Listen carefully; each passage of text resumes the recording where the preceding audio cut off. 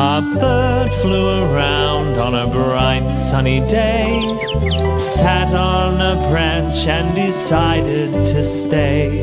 The wind began to blow, the branch began to sway.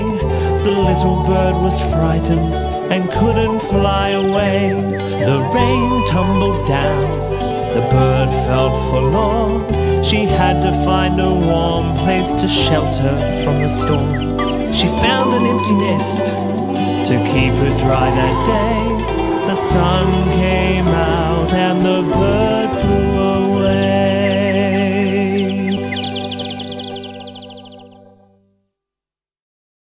Thanks for watching this video. Don't forget to subscribe, hit that notification bell, and check my videos and playlist from my channel, and don't forget keep on wiggling.